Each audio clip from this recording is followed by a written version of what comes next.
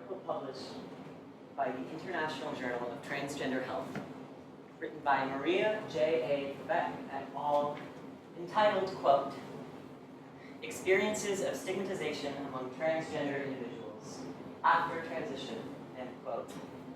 They discovered that transgender women navigated newfound stigmatization, while transgender men navigated newfound status.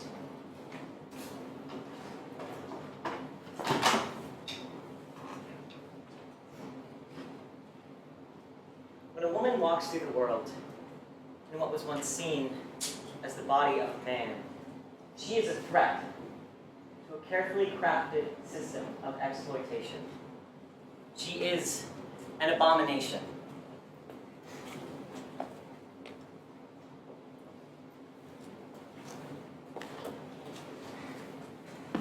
It took 18 years for my sister to step outside of the comfortable grasp of denial. It took me only 12.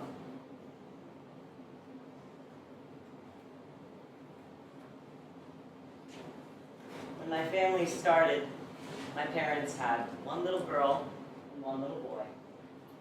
And after a few rounds of musical chairs, the balances evened out.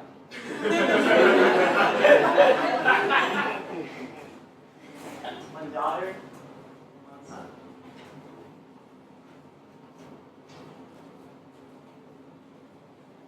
My sister's truth is that womanhood is something to be sought after, desired. Her existence is radical. My truth is that my body today is more free than when it began.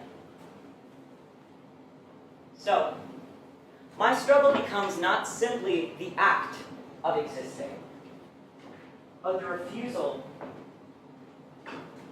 to abandon the voice I had before.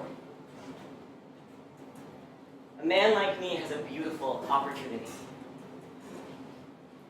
to remember the woman I never was, to hold her terror, her shame, and her rage, and to love that woman with all that I have.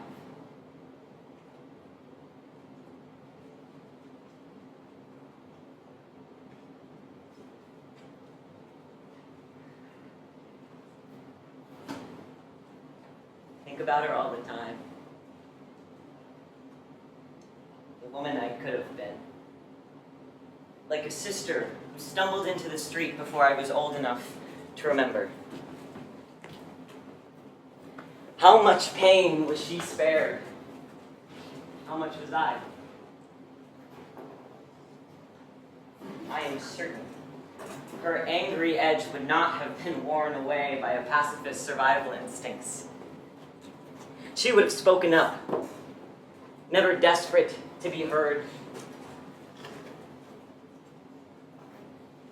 She would have stayed hungry and driven. She would not have fallen out of love with reading or math. Maybe she majored in neuroscience, like she talked about as a kid, and then fell in love with law or went to medical school. I'm certain she spent her life fighting for the childhood best friend that she kept because they complemented each other's struggles instead of augmenting his pain. For the fiercely stubborn, unapologetically feminist mother whose pride would have found its footing with all the empowerment she'd been ready to ignite, without the bitter aftertaste of dissonance or shame. To the sister who might have found herself sooner with another little girl waiting to meet her on the other side.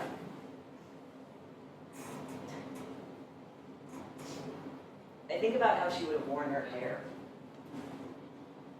Though more often than not, the thought comes after a wayward glance in the mirror. I could use a haircut. And then I close my eyes, curled up in sheets, and my reflection stands frozen, growing and curling into something unrecognizable.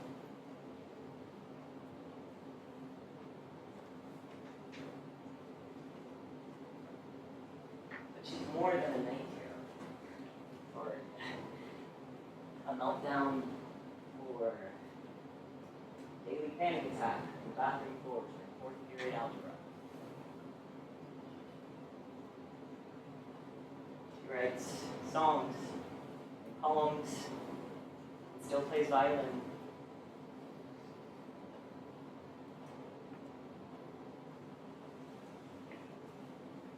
She's in the car seat next to me.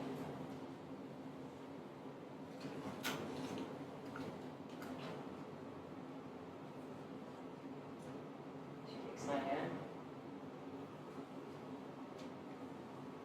She says that she's proud of me. She is so beautiful.